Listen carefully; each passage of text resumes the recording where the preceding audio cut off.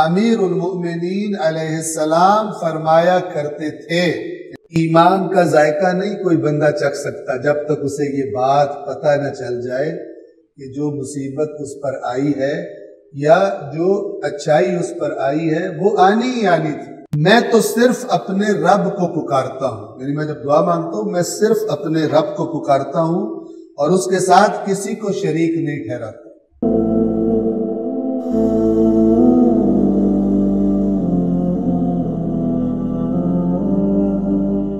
روایت نمبر 7 میں عن صفوان الجمال، بہت ہی معروف شخصیت ہے، جمال کہتے ہیں اونٹوں والے کو، یہ اونٹ وغیرہ کرائے پہ دیتے تھے اور ان کے واقعات مشہور ہیں۔ عن صفوان الجمال عن ابی عبداللہ علیہ السلام قال، یہ صفوان نقل کرتے ہیں امام صادق علیہ السلام سے کہ امام نے فرمایا۔ کیا فرمایا امام صادق نے؟ کان امیر المؤمنین علیہ السلام یقول، امیر المؤمنین علیہ السلام فرمایا کرتے تھے، یعنی ایک دفعہ نہیں فرمایا، تکرارن یہ بات کہتے تھے۔ یہ جو تکرارن بات ہے اس کا مطلب ہے زیادہ اہمیت ہے۔ اب سنیں یہ بات ہے کیا؟ کیا فرمایا کرتے تھے امیر المؤمنین؟ عجیب، فرمایا کرتے تھے لا یجد عبد طعم الایمان، نہیں پاتا کوئی بندہ ایمان کا ذائقہ، کھانا پینا تو دور کی بات ہے، ٹیسٹ کیسا ہوتا ہے ایمان کا؟ عجیب، آپ نے کچھ کھانا ہو تو پہلے چکھتے ہیں نا، کہا ایمان، وہ جو ایمان حقیقی ہے، کوئی بندہ ایمان کا طعم، تو عین میم جس سے طعام بھی ہے، طعم اصل میں کہتے ہیں وہی کسی چیز کا جس کو ہم ٹیسٹ کہتے ہیں، کیسا مزہ کس کا، میٹھی ہے، کڑوی ہے، کھٹی ہے، جو بھی اس طرح۔ ایمان کا ذائقہ کوئی بندہ نہیں چکھتا حتیٰ، جب تک کہ، حتیٰ یعلم، جب تک کہ اسے یہ علم نہ ہو جائے، وہ یہ جان نہ لے، ان ما اصابہ لم یکن لیخطئہ، کیا چیز جان لے؟ کہ جو اس پر چیز آئی ہے، کوئی مصیبت آئی ہے، وہ اس سے خطا کرنے والی نہیں تھی، یعنی آ کے رہنی تھی۔ واضح؟ اس وقت تک کوئی بندہ ایمان کا ذائقہ نہیں چکھ سکتا جب تک کہ وہ یہ بات جان نہ لے کہ جو بھی چیز اس پر آئی ہے اس نے خطا کرنی نہیں تھی، آنی تھی اس پر۔ ہمیں تکلیف کیوں ہوتی ہے زیادہ؟ ہم سمجھتے ہیں کہ اتفاق سے ایسا ہو گیا۔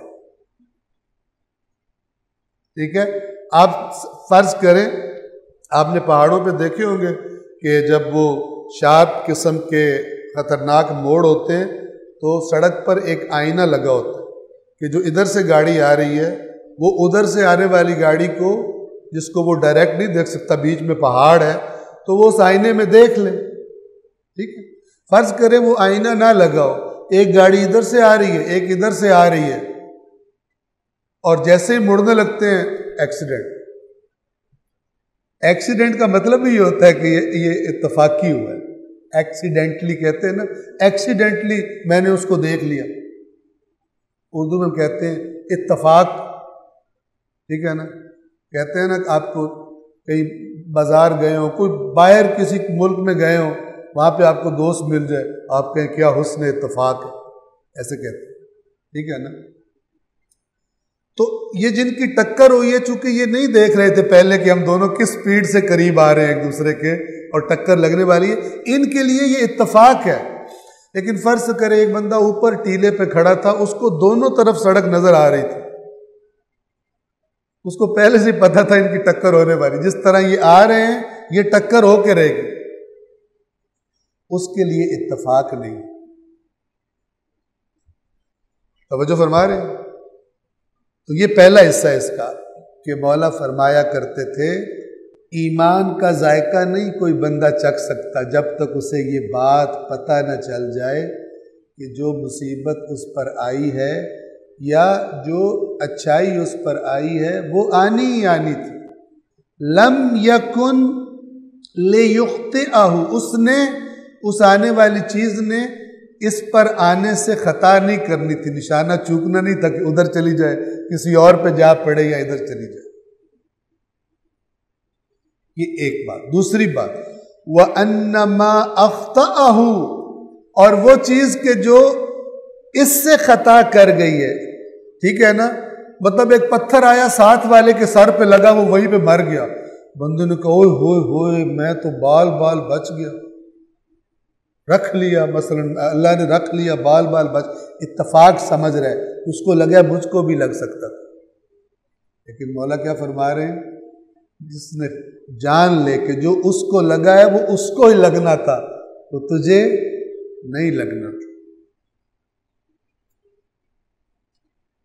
اور آخری بات تیسری وَأَنَّ الضَّارَ النَّافِعَ، اور یہ جان لے کہ الضار نقصان پہنچانے والا، یعنی جو نقصان پہنچا سکتا ہے، النافع نفع پہنچانے والا، هو اللہ عز وجل، وہ صرف اللہ ہے،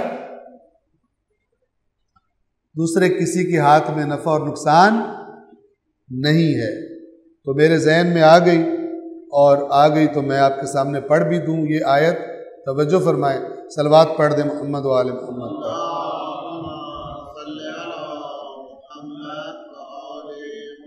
سورۃ الجن، سورۃ الجن آیت نمبر 20۔ ان آیات کے پڑھنے سے بھی ایک جن نکل جاتا ہے بندے میں سے۔ آیت نمبر 20، اے رسول کہہ دیجئے میں تو صرف اپنے رب کو پکارتا ہوں، یعنی میں جب دعا مانگتا ہوں میں صرف اپنے رب کو پکارتا ہوں اور اس کے ساتھ کسی کو شریک نہیں ٹھہراتا۔ اگلی بات آیت نمبر 21، قل اے رسول کہہ دیجئے انی لا املک لکم ضرا ولا رشدا، میں تمہارے لیے نہ کسی نقصان کا اختیار رکھتا ہوں اور نہ کسی ہدایت کا، میرا تمہارے اوپر کوئی اختیار نہیں ہے۔ یہی بات ہے جو مولا علی اس فرمان میں فرما رہے ہیں، کیا فرما رہے ہیں کہ کوئی مومن ایمان کا ذائقہ چکھ ہی نہیں سکتا، ایمان تو توحید ہے، اصل میں توحید سے شروع ہوتا ہے، ذائقہ ہی نہیں چکھ سکتا جب تک کہ وہ یہ نہ جان لے کہ جو چیز اس پر آئی ہے وہ حتماً آ کر ہی رہنی تھی، اور جو چیز اس پر نہیں آئی خطا کر گئی ہے اس نے اس پر آنا ہی نہیں تھا، اس کو اللہ کے سسٹم پر کہ یہ بات پتہ ہو۔ اور تیسری بات کہ یہ جو مصیبت آئی ہے اور یہ جو نہیں آئی، یہ دونوں کس کا کام ہے؟ اللہ کا کام ہے۔ وَأَنَّ الضَّارَ، ضار ضرر والا، ضرر دینے والا، النافع نفع پہنچانے والا، هو اللہ عز وجل، وہ اللہ ہی ہے عز وجل جو عزت و جلالت والا ہے۔ صلوات پڑھیں محمد والے۔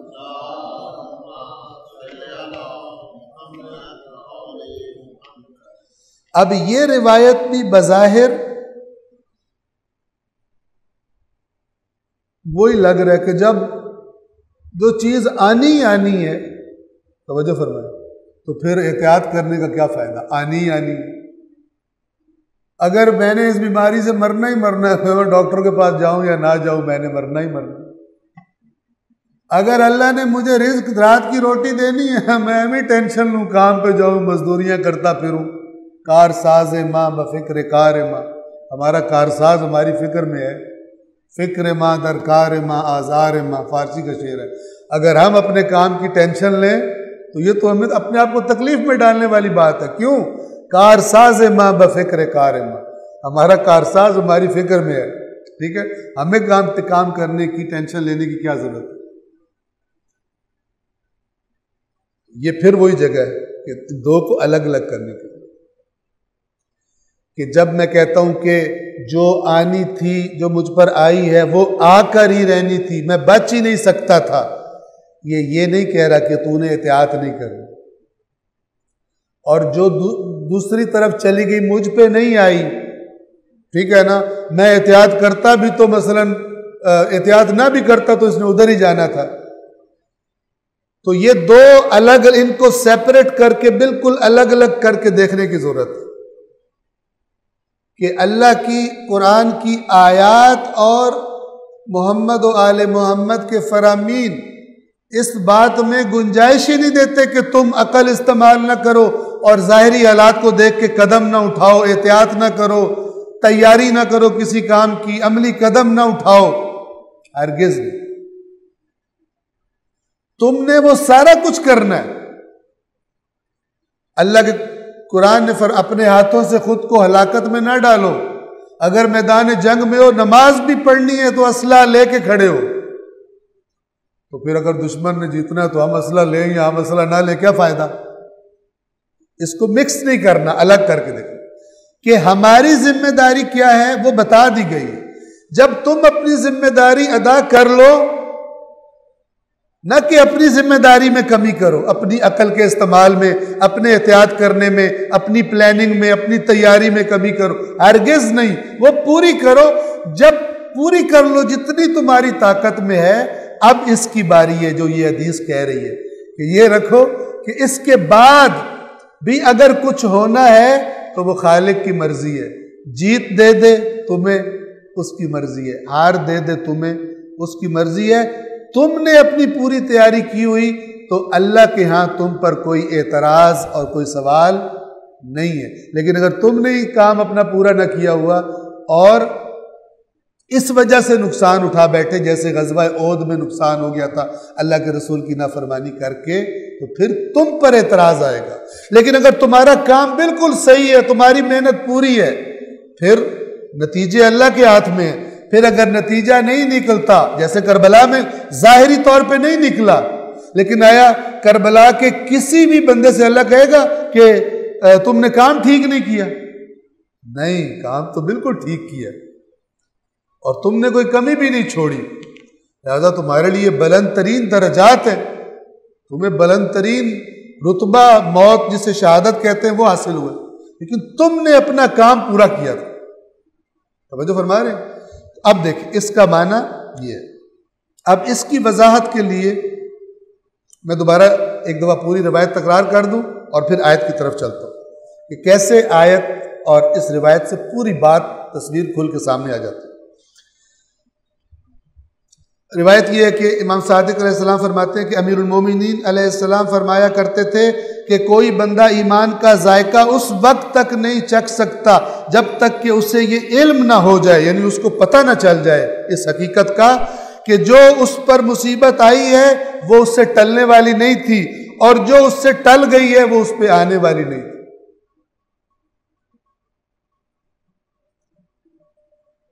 جب انسان کو یہ پتہ ہو تو وہ نہ زیادہ ایکسٹرا آرڈنری خوش ہوتا ہے، نہ ایکسٹرا آرڈنری غمگین ہوتا ہے۔ ہم اچانک کیوں خوش ہوتے ہیں زیادہ؟ ہم سمجھتے ہیں میری لاٹری نکل آئی، یعنی نہیں نکلی تھی، اچانک نکل آئی۔ لیکن اگر مجھے 100 دن پہلے بتا دیا تھا تیری نکلی ہے لاٹری، تو اس دن جب اناؤنسمنٹ ہونی ہے مجھے زیادہ خوشی نہ ہوتی، میں خوشی پہلے ہی مجھے پتہ کہ ہونی۔ اسی طرح اگر کسی کو پتہ ہو کہ فلان تاریخ کو تیرا فلان عزیز دنیا سے چلا جائے گا، جب اس کو پہلے ہی پتہ چل جائے تو پھر جس دن وہ جائے گا اس کو اتنا جھٹکا۔ لیکن اگر اچانک خبر آئے، پتہ پہلے نہیں ہوتا، اچانک خبر آئے کہ فلان روڈ ایکسیڈنٹ میں آپ کے عزیز دنیا سے چلے گئے ہیں، تو حالت خراب ہو جاتی ہے بندے۔ تو یہ جو مولا فرما رہے ہیں اس روایت کے مطابق، یہ انسان کو نارملائز کر دیتی ہے، نہ خوشی میں پھٹنے دیتی ہے نہ غم میں پھٹنے دیتی ہے، یعنی انسان کو سٹرونگ کر دیتی ہے۔ اس کے جو شوق ایبزاربر ہیں، چاہے خوشی کا شوق ہو اور چاہے کچھ لوگ خوشی سے بھی مر جاتے ہیں، وہ آپ کی اجازت سے ایک ہلکا پھلکا میرے ذہن میں آ جائے تو پھر میں سنا دیتا ہوں، ذرا انسان فریش بھی ہو جاتی ہے. شاید آپ نے سنا ہو، پرانا ہے، امکان ہے میں نے خود بھی یہاں پہ آپ کو سنایا ہو جوک کہ ایک بندہ تھا بڑا غریب، بہت غریب، قرضوں میں ڈوبا ہوا اور نہ کوئی نوکری نہ کچھ. اس بیچارے نے لاٹری لی ہوئی تھی، تو دیہات میں رہتا تھا، تو ان کے ڈاک آئی وہاں پر اور اس کے نام کی، اور ڈاک میں لکھا تھا اس کی نا مثلا 1 کروڑ کی لاٹری نکل آئی. اب گاؤں والے تھے، ڈاکیے بھی جانتے تھے، انہوں نے کہا کہ بندہ غریب سا ہے، اگر اس کو ہم نے بتایا نا کہ اچانک ہی بتایا بھی تیرا 1 کروڑ نکلا ہے، تو یہ بیچارہ ہارٹ فیل نہ ہو جائے خوشی سے.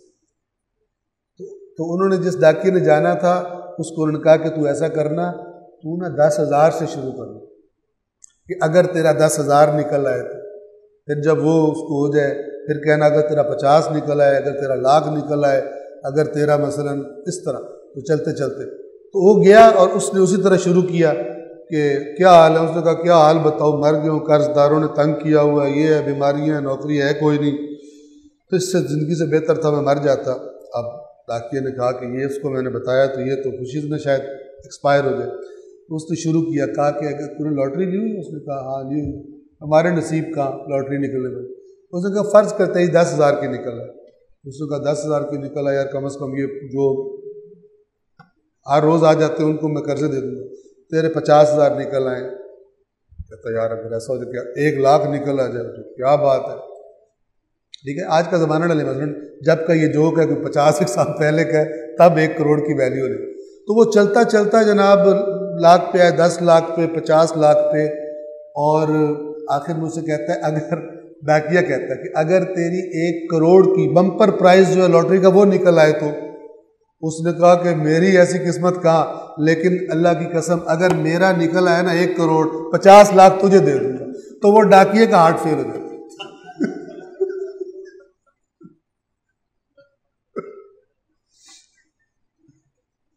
اس بندے کو کچھ نہیں ہوتا، بیچارہ ڈاکیا وہاں پر.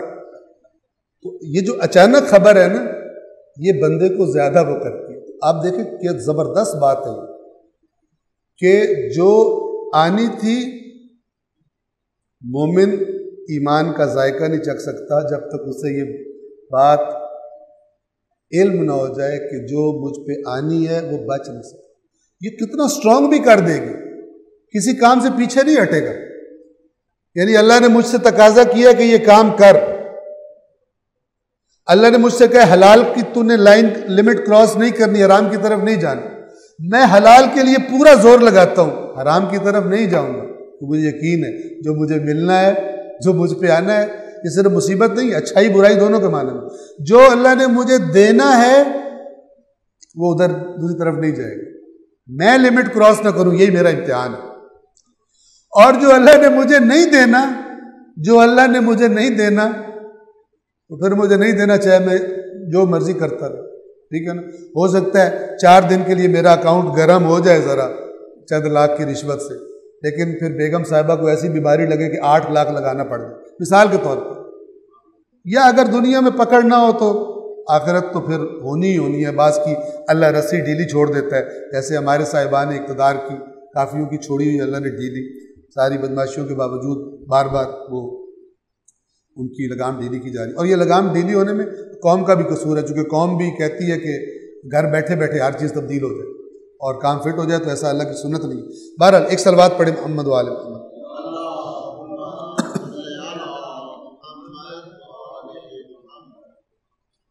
اس وقت تک بندہ ایمان کا ذائقہ نہیں چکھتا جب تک اسے یہ علم نہ ہو جائے کہ جو چیز اس پہ آنی تھی وہ اس نے خطا نہیں کرنی، اور جو اس پہ نہیں آنی، ٹھیک ہے نا، وہ اس پہ آنی ہی نہیں تھی. جو اس پہ نہیں آئی وہ آنی نہیں تھی. یعنی جو اس کو نہیں ملا، بندہ کہتا ہے نا یار اس کو مل گیا مجھے نہیں ملا، اس کا نمبر آ گیا میرا نہیں آیا، آنا ہی نہیں تھا. مومن کو یہ پتہ ہو تو پھر اس کی تکلیف بہت کم ہو جاتی.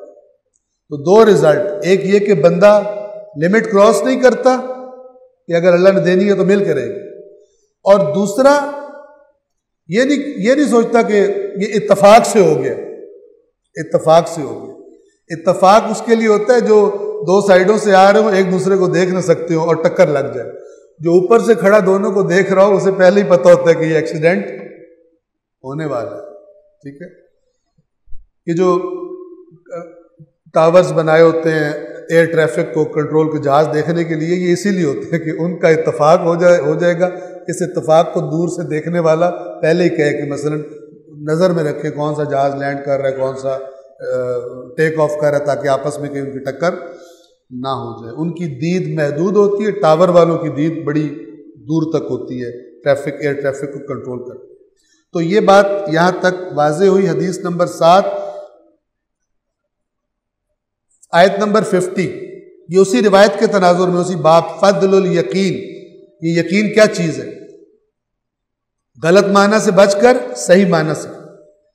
اللہ تعالیٰ فرماتا ہے سورہ توبہ کی آیت نمبر 50 میں، ان تصبک حسنۃ تسؤہم، یہ جو منافق ہیں اے رسول اگر آپ کو کوئی بھلائی مل جائے، کوئی فتح ہو جائے، کوئی خوشی مل جائے، تسؤہم، انہیں تکلیف پہنچاتی ہے، آپ کی خوشی سے انہیں تکلیف ہوتی ہے۔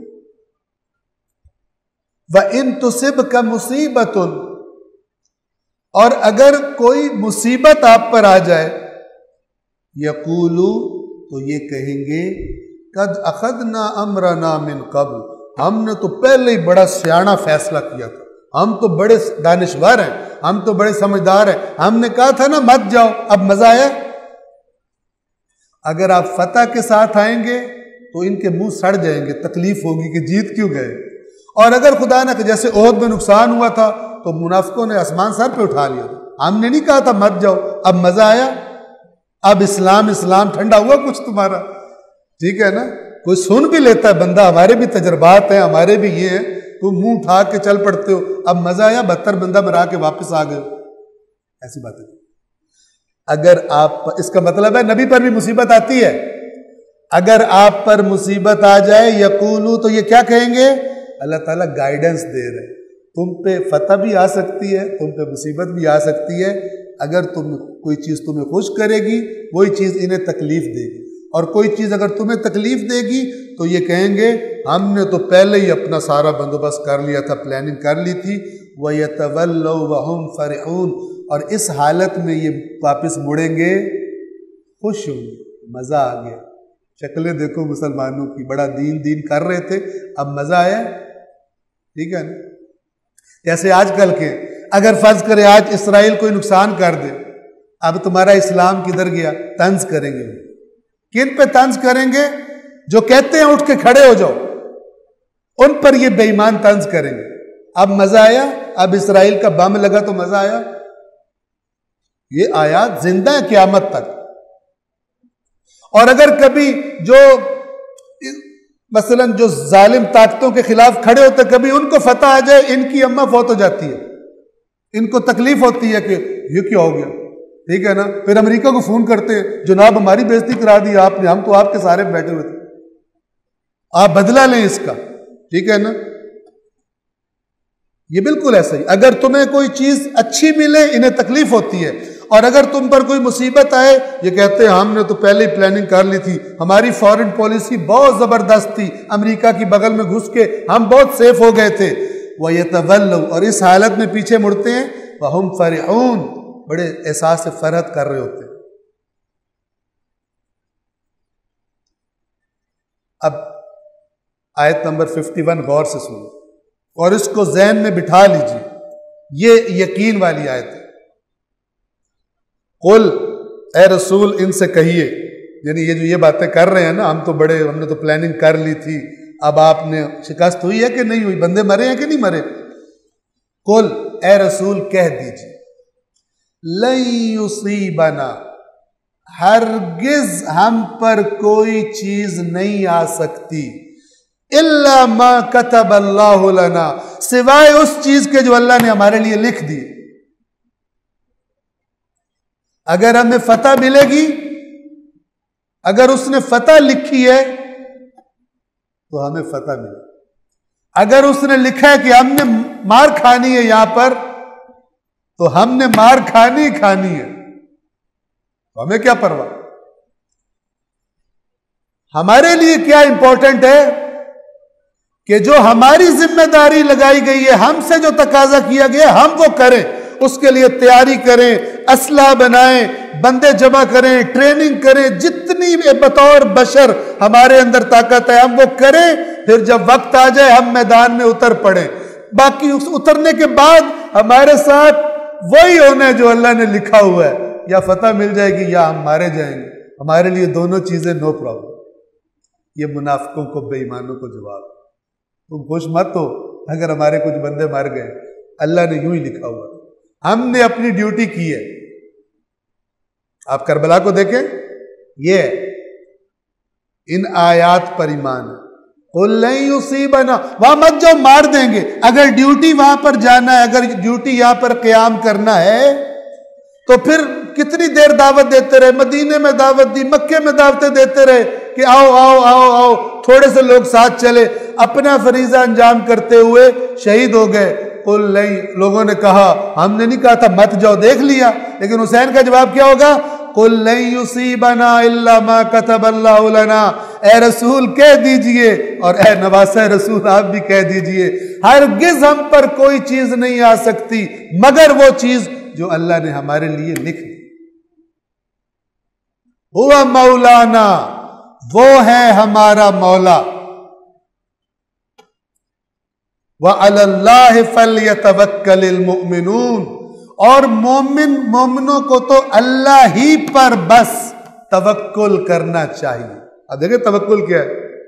توکل یہ نہیں ہے کہ ہم جنگ پہ نہیں جا رہے، چونکہ بندے مثلا رسول پاک نے فرمایا تھا، اس تبوک میں لوگ نہیں جا رہے تھے، فرمایا تھا اس ذات کی قسم جس کے قبضے میں میری جان ہے، اگر کوئی میرے ساتھ نہ آیا میں تنہا رومی لشکر سے مقابلے کے لیے چلا جاؤں گا.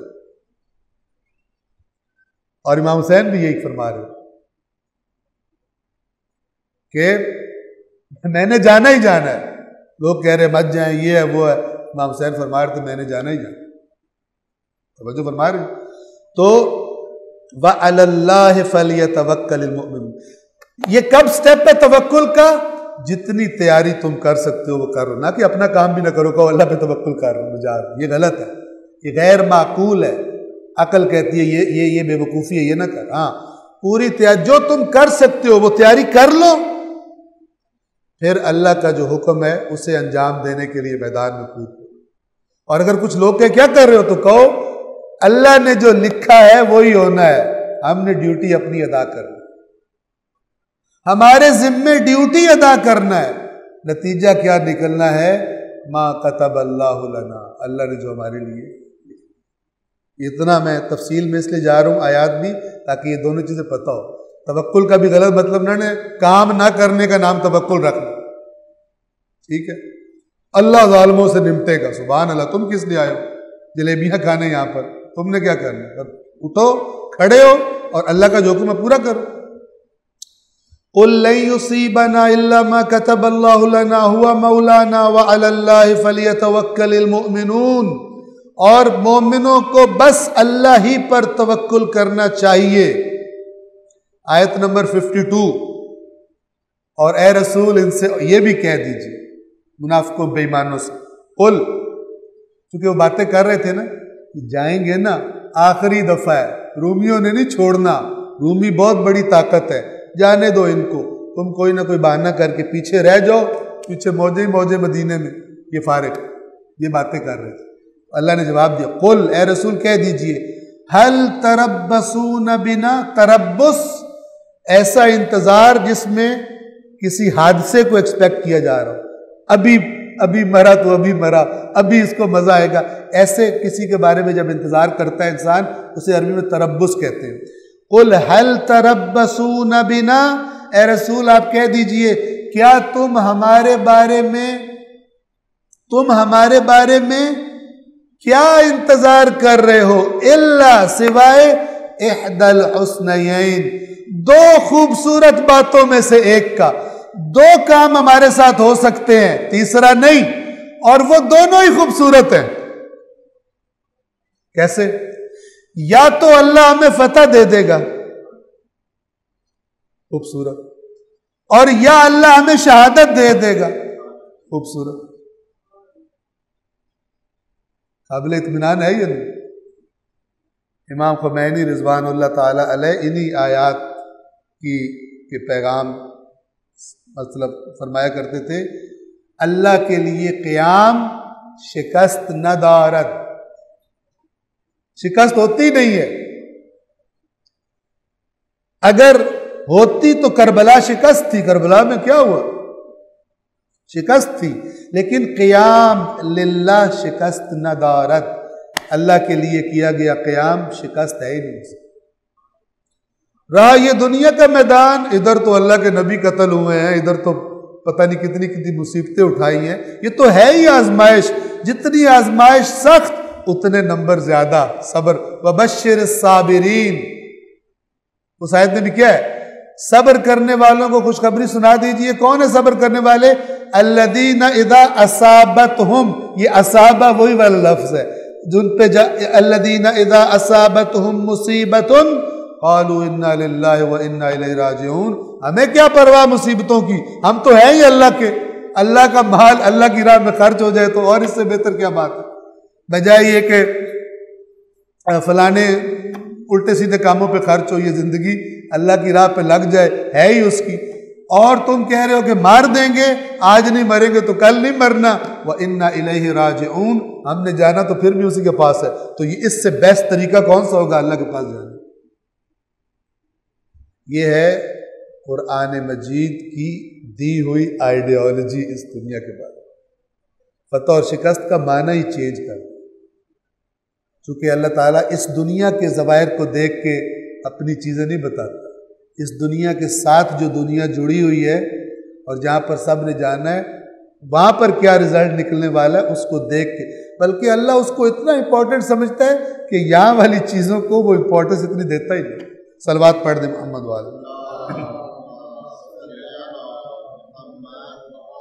کہہ دیجئے تم ہمارے بارے میں کس چیز کا انتظار کر رہے ہو سوائے دو میں سے ایک، حسنین، دو حسنوں میں سے، دو خوبصورت باتوں میں سے ایک، ہم بھی انتظار کر رہے ہیں۔ وَنَحْنُ نَتَرَبَّصُ بِكُمْ، اور ہم بھی تمہارے بارے میں انتظار میں ہیں دو میں سے ایک بات کے، أَن يُصِيبَكُمُ اللَّهُ بِعَذَابٍ مِّنْ عِنْدِهِ، یا تو اللہ اپنے پاس سے تم پر عذاب مارے گا، او بِأَيْدِينَا، یا ہمارے ہاتھوں سے تمہاری طبیعت سیٹ کروائے گا۔ ہمیں بھی ان دو میں سے ایک کا انتظار ہے، تم یا ہمارے ہاتھوں سے مار کھاؤ گے، اور اگر ہم تمہیں نہ مار سکے اس دنیا کے جو حساب کتاب ہے ان کی وجہ سے تم نے ہمیں مار دیا، پھر بھی اللہ نے تمہیں عذاب دینا ہی دینا۔ دونوں تمہارے بارے میں دونوں بری ہیں، تمہاری دونوں سرنوشت بری ہیں اور ہماری دونوں سرنوشت حسن ہے۔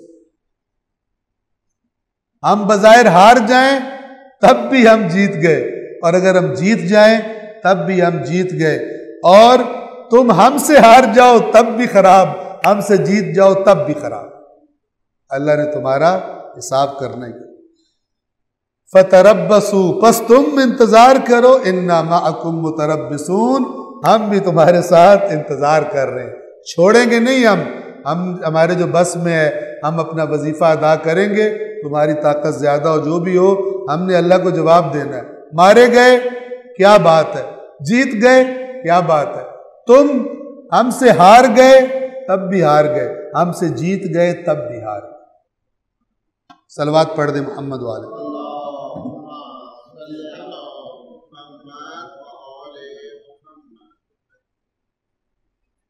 اس کے بعد سورۃ النساء آیت نمبر 78۔ آپ دیکھتے ہیں ہر روایت جو میں بیان کرتا ہوں تو زیادہ آیات بیان نہیں کرتا، لیکن یہ والا موضوع بڑا امپورٹنٹ ہے، بعض لوگ اس کو غلط سمجھ جاتے ہیں، ٹھیک ہے نا، اور بڑی بڑی باتیں کر رہے ہوتے ہیں، او تیر چل رہے ہو، میں ہی چلا جاؤں گا، اللہ پہ یقین ہے مجھے، وہ اللہ کی خلاف ورزی کر رہا ہے، اللہ نے تیری عقل بنائی ہے، کہتی ہے مت کر، اللہ اپنے نبی سے کہہ رہا ہے احتیاط کریں، تو کیوں گھس جائے گا تیروں میں؟ اگر کوئی روایت ایسی آئی اس روایت کا کوئی صحیح معنی کرنا پڑے گا جو روشن قرآن کی آیات کے مطابق ہو، اور اگر کوئی معنی نہ نکلتا ہو یعنی وہ بالکل ٹکرا رہی ہو تو وہ روایت کسی جھوٹے نے گھڑی ہے، اہل بیت اطہار کی روایت نہیں ہو سکتی۔ فارمولہ اسلام کے میتھس کا فارمولہ الجبرے کا، ٹھیک ہے، توجہ کریں، سورۃ النساء آیت نمبر 78، یہ بھی اسی موضوع پر اللہ فرماتا ہے اینما تکونوا یدرککم الموت، تم جہاں بھی چلے جاؤ موت تمہیں پکڑ لے۔ اب بندہ کہے کہ پھر فائدہ کیا دوائیاں کھانے کا، فائدہ کیا احتیاطوں کا، فائدہ کیا، جہاں بھی چلے جاؤ موت نے پکڑ لینا۔ یہ آیت یہ نہیں کہہ رہی کہ تم تیز گاڑی کے آگے کھڑے ہو جاؤ، کہو میں چلا نہ بھی کھڑا ہوں، موت کا اگر ٹائم اگر نہیں ہے تو یہ ٹرین گزر جائے گی اور میں بچ جاؤں گا، اور اگر موت کا وقت آیا تو میں کہیں بھی چلا جاؤں میں نے مر جانا۔ یہ فضولیات اور لغویات۔ وہی اللہ جس نے کہا تھا کہ جب میدان جنگ میں ہو تو نماز جماعت میں بھی اسلحہ پکڑ کے کھڑے ہو تاکہ غفلت نہ اور دشمن حملہ نہ کر دے، وہی اللہ کہہ رہا ہے تم جہاں بھی ہو موت تمہیں لے لے گی۔ اب ان دونوں آیتوں کو ساتھ رکھ کے دیکھیں کہ یہ جو ہے تم جہاں بھی ہو موت تمہیں لے لے گی، یہ تو ہے ہی ہے، لیکن اس کا مطلب یہ نہیں ہے کہ اللہ کہہ رہا ہے تم احتیاط نہ کرو۔ وہ اس جگہ پہ کہہ رہا ہے جہاں جس احتیاط کا تقاضا ہے وہ تم نے کرنی ہے۔ ہاں اگر تم سمجھتے ہو کہ کوئی بندہ جو اللہ تعالیٰ پر ایمان نہیں رکھتا وہ سمجھتا ہے کہ میں بڑے سیکیورٹی والے حصار میں رہتا ہوں اور ڈاکٹروں کی ایک ٹیم میرے ساتھ ہوتی ہے اور میں بڑا جناب ہائی رائز سب سے اوپر فلور میں رہتا ہوں، ملک الموت وہاں نہیں آ سکتا، تو ان کے لیے اللہ کہہ رہے تم جہاں بھی چلے جاؤ وَلَوْ كُنْتُمْ فِي بُرُوجٍ مُشَيَّدَةٍ، اور اگرچہ تم بڑے مضبوط برجوں میں موجود ہو موت تمہیں پھر بھی درک کر لے گی۔ صلوات پڑھ دیں محمد۔